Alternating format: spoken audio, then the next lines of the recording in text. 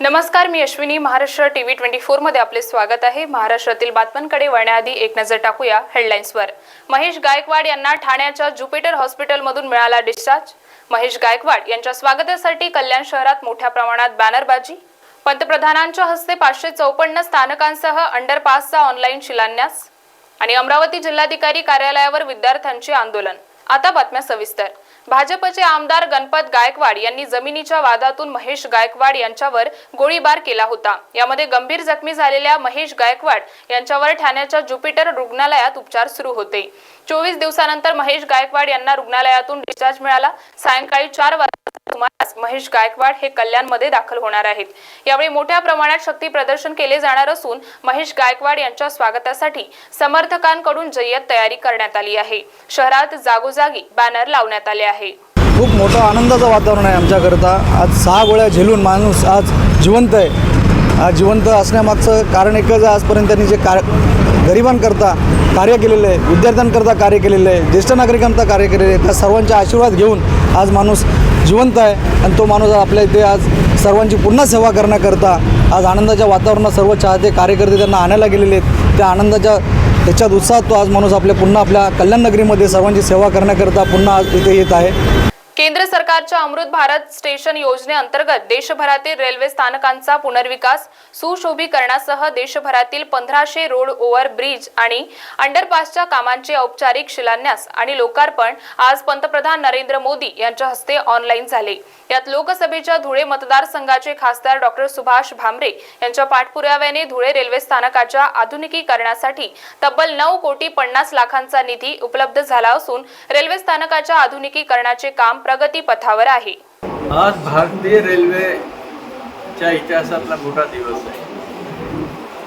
40,000 कोटीच्या माध्यमातून जवळजवळ 554 रेल्वे स्टेशनचा कायापालट झाला आणि त्याचप्रमाणे 1500पेक्षा जास्त अंडरपास किंवा ओव्हरब्रिज याचं एकाच वेळी लोकार्पण प्रधानमंत्री मोदी साहेबांच्या हस्ते झालं.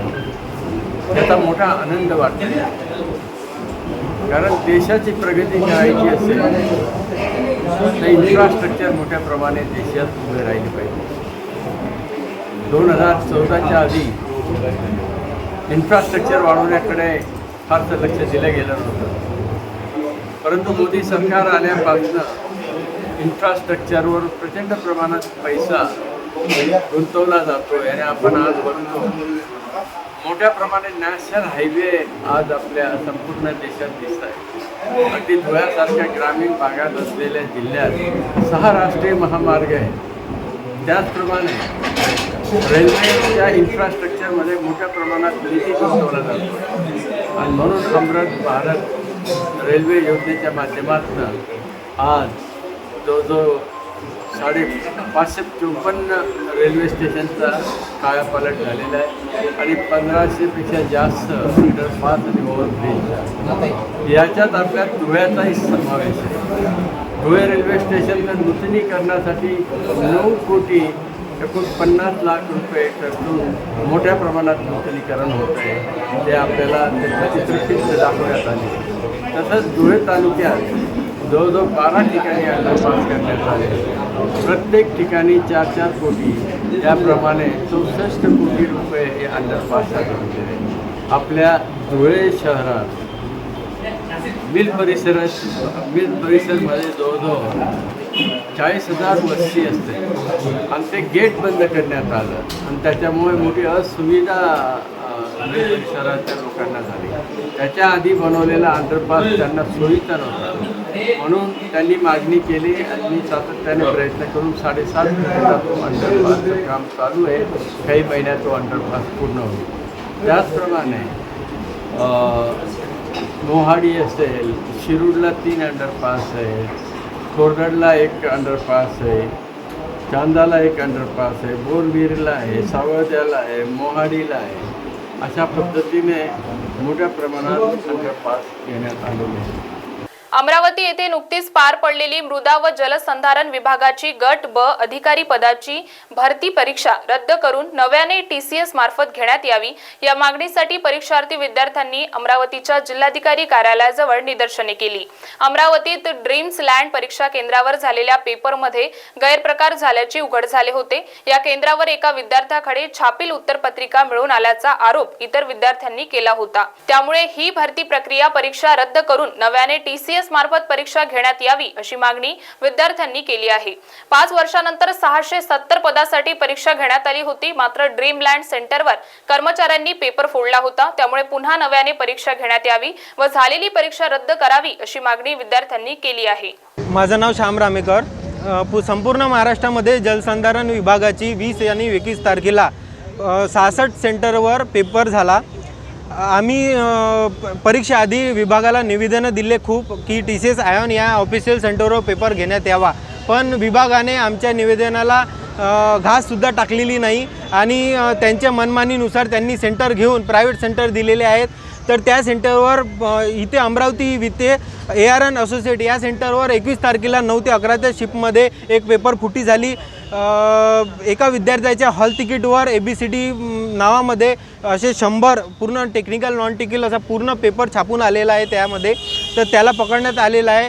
तर असं आम्ही पूर्ण महाराष्ट्रामध्ये सगळ्या जिल्हाधिकारी कार्यालयाला निवेदन दिले। इथं अमरावतीला पण 23 तारखेला मी निवेदन दिलेलं होतं, तर त्या निवेदनावर अजूनपर्यंत कारवाई झाली नाही। परीक्षा आमची एकच मागणी आहे, परीक्षा ही रद्द व्हावी, पुन्हा परीक्षा व्हावी आणि चौकशी व्हावी। जिथपर्यंत तो पेपर फुटलेला आहे आणि त्यामध्ये जे रॅकेट आहे पूर्ण ते शोधून SIT चौकशी करावी प्रशासनाने आणि आमच्या मागण्या पूर्ण कराव्या। जलसंपदाचा पेपर रद्द करून येत्या 2-3 महिन्यात पेपर तो घ्यावा, बस एवढीच आमची मागणी आहे विद्यार्थ्यांची। मागणी पूर्ण झाली नाही तर आम्ही जाहीर उपोषण करूया पूर्ण महाराष्ट्रामध्ये। एवढं आज आम्ही निवेदन दिलेलं आहे जिल्हाधिकारी कार्यालयाला। बातम्यांमध्ये वेळ झाली आहे छोट्याशा विश्रांतीची। बघत रहा महाराष्ट्र TV 24। बॉस ने मीटिंग बुलाई। बाहर बाहर उठो बैठो। तकलीफ उठने बैठने की नहीं, तकलीफ बवासीर की है। बवासीर, फिशर, भगंदर, पाइलोनियल साइंस का आयुर्वेद तथा आधुनिक लेजर से उपचार। कॉल या विजिट करें www.pilesfistulacure.com। आँखों की संपूर्ण देखभाल के लिए मध्य भारत का जाना माना नाम माधव नेत्रालय। यहाँ आँखों की पूरी तरीके की जांच के साथ सभी प्रकार के ऑपरेशन किए जाते हैं। मोतिया बिंदु, काज बिंदु, रेटिना साथ ही कॉर्निया के उपचार भी होते हैं। तिरछेपन और युवाओं में चश्मा हटाने का ऑपरेशन भी आधुनिक लेजर तरीके से होता है। आँखों की सभी समस्याओं व अधिक जानकारी के लिए संपर्क करें माधव नेत्रालय, साई मंदिर के पास, Gajanan Nagar T point, Ajni, Nagpur. Dial करें 678-5200 या Madhav Netralaya premium centre, Vasudev Nagar metro station के पास, Hingna T point, Nagpur. Dial करें 3502300। विश्रांतीनंतर वळूया समोरील बातम्यांकडे। देशातील 556 रेल्वे स्थानकांचा अमृत भारत योजनेअंतर्गत विकास करण्यात येणार आहे। या योजनेअंतर्गत सांगली आणि हातकणंगले रेल्वे स्थानकाचा देखील विकास करण्यात येणार आहे। या विकास कामांचे पंतप्रधान नरेंद्र मोदी यांच्या हस्ते ऑनलाईन उद्घाटन करण्यात आले। यावेळी पुणे विभागातील रेल्वेचे अधिकारी सांगलीत उपस्थित होते। सांगली आणि हातकणंगले रेल्वे स्थानकाचा अमृत भारत योजना विकास करण्यात येणार आहे, तर मिरज जंक्शनचा मॉडेल स्टेशन अंतर्गत विकास करण्यात येणार आहे। मिरजेत मॉडेल स्टेशन उभारल्यानंतर मध्य रेल्वे आणि दक्षिण पश्चिम रेल्वेला जोडणाऱ्या मार्गावर अनेक नवीन रेल्वे गाड्या सुरू होण्याची शक्यता आहे। आज आपल्या देशाचे पंतप्रधान माननीय श्री नरेंद्रजी मोदी यांच्या शुभ हस्ते रेल्वेच्या विविध विकास कामाचा शुभारंभ, काही लोकार्पण यांचा कार्यक्रम झाला। यामध्ये देशभरात साधारण 554 स्टेशनचा पुनर्विकास आणि 1500 रोड अंडरब्रिज किंवा रोड ओव्हरब्रिज यांचं उद्घाटन, भूमिपूजन या पद्धतीचा कार्यक्रम होता। सांगली सांगली स्टेशनचाही यामध्ये आधुनिकीकरणामध्ये समावेश करण्यात आला। यासाठी आपल्या सांगलीचे खासदार माननीय संजय काका पाटील यांनी सातत्यानं रेल्वे मंत्रालयाशी संपर्क साधून त्यामध्ये मकरंद देशपांडे जी प्रदेश संघटन मंत्री, मी स्वतः सुकुमार पाटील ZRUCC मेंबर, आम्ही सातत्यानं रेल्वे विभागाशी संपर्कात राहून त्याचा पाठपुरावा केला। त्यामुळे आज सांगलीचाही समावेश अमृत भारत 2 मध्ये समावेश होऊन त्याचं आज उद्घाटन झालेलं आहे। याचप्रमाणे आज एक आपल्या सांगली किंवा मिरजेमधल्या लोकांच्यामध्ये अशी एक द्विधा मनस्थिती आहे की मिरज जंक्शन याच्यामध्ये का नाही. तर याचं एक प्रमुख कारण असं आहे की मिरज जंक्शन हे RLDA अंतर्गत मॉडेल स्टेशन म्हणून मंजूर झालेलं आहे. याचा आराखडा रेल्वे बोर्डात सादर झालेला आहे. तो रेल्वे बोर्डानं तत्वतः मंजूर केलेला आहे. त्याच्यामध्ये काही थोड्याशा ज्या नवीन सुधारणा सुचवण्यात आलेल्या आहेत या स्थानिक आपल्या खासदारांनी किंवा आम्ही, त्याचाही त्याच्यात अंतर्भाव करून तो रेल्वे मंत्रालय आता मंजुरीच्या स्टेजला आहे. त्यामुळे मिरज जंक्शन हे तर एक एअरपोर्ट आपल्याकडं म्हणजे इव्हन जो असं मी म्हणेन की कोल्हापूरच्या विमानतळापेक्षाही अतिशय सुंदर असं मिरजेचं जंक्शन होईल. आणि याला साधारण 400 कोटीचा आता जो प्रस्ताव आहे तो मंजूर आहे.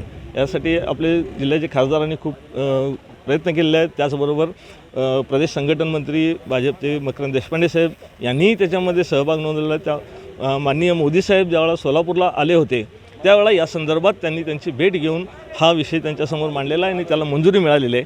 त्याचबरोबर आपल्याकडे वंदे भारत सुरू करण्यासाठीचीही मागणी त्यावेळेला करण्यात आलेली आहे आणि ती आता अंडर प्रोसेसमध्ये काही तांत्रिक बाबी या आपल्या दुहेरीकरणामुळे उद्भवत असल्यामुळे थोडंसं वंदे भारतला विलंब होत आहे. पण जी महाराष्ट्राला जी दुसरी मध्य रेल्वेला जी दुसरी वंदे भारत मिळत आहे ही वंदे भारत मात्र आपल्याला निश्चित कोल्हापूर ते मुंबई अशीच धावेल याची आम्ही ग्वाही देतो. आणि त्याचबरोबर कोल्हापूर ते हैदराबाद आणि कोल्हापूर वडोदरा या साप्ताहिक गाड्यांची मागणी मंजूर करण्यात आलेली आहे. त्याही अंडर प्रोसेसमध्ये आहे. काही तांत्रिक कर्मचारी किंवा स्टाफच्या अडचणीमुळे या गाड्यांना थोडासा विलंब होत आहे, पण या गाड्या आपल्याला मंजूर झालेल्या आहेत. त्याचबरोबर पुण्याहून आता ज्या धावणाऱ्या ज्या 5 ते 6 गाड्या आहेत की ज्या कलकत्ता त्यानंतर पाटणा तसेच अहमदाबादकडे जाणार आहे, या गाड्यांचा विस्तार ही भविष्यामध्ये मिरजपर्यंत करण्याचा प्रस्ताव रेल्वे बोर्डानं मंजूर केलेला आहे.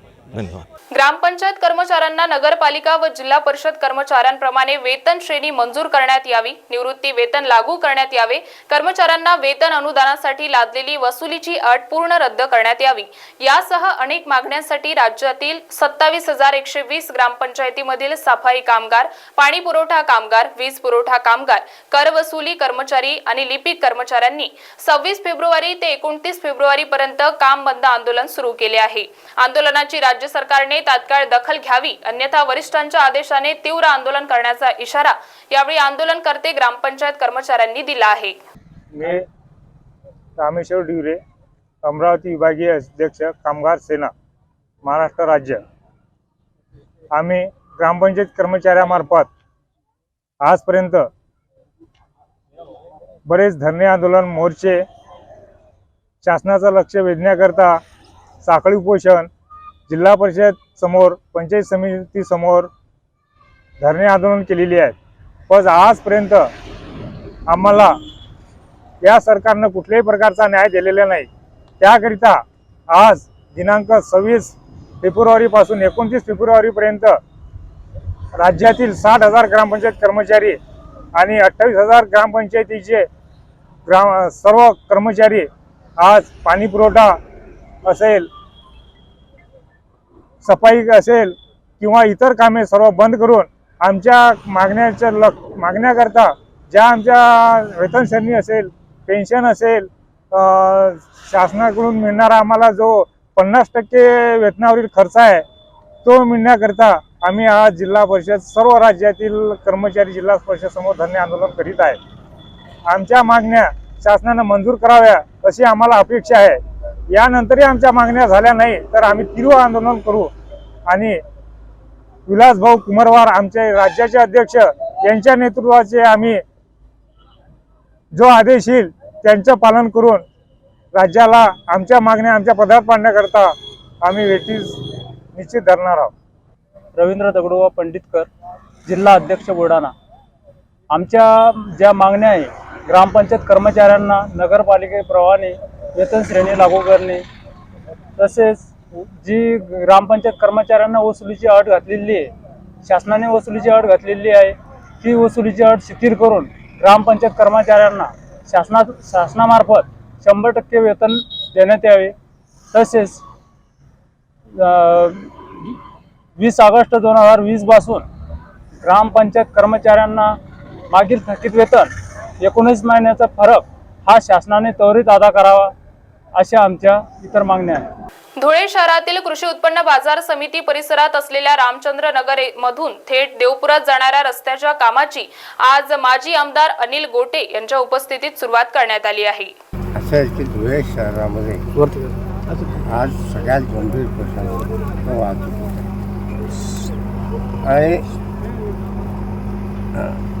धुळे शहराच्या रस्त्याची दुरावस्था आहे.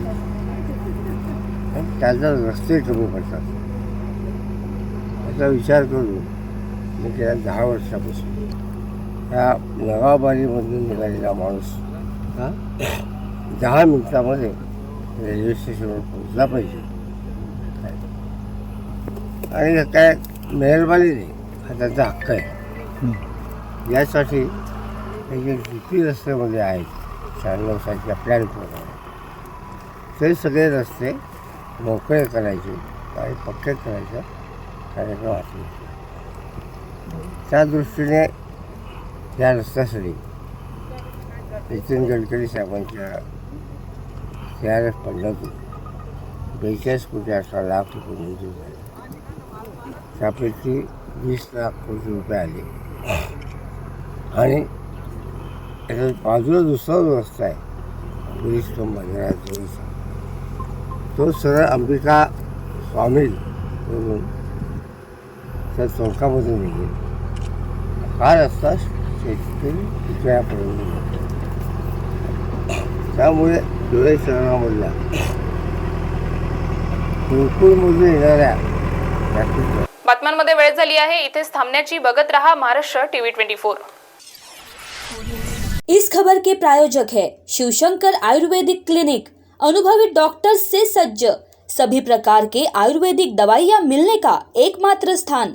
इनका पता Shivshankar ayurvedic clinic, doctor Mangala Ketkar hospital के सामने, महाजन मार्केट के पास, temple Bazar road, Sitabuldi, Nagpur. Central provincial school and junior college, शिक्षा पाए अब संस्कार के साथ. Day boarding and residential school facilities, library, laboratories, computer room, digital classrooms, music, vocal and instrumental, dance, classical and western, sports, indoor and outdoor. Central Provincial School and Junior College, 38 Vedahari Outer Ring Road, Post Besa, Nagpur. Our branches at Rameshwari and Vedahari. Contact number 7276066999 and 7276055999. Central Provincial School and Junior College.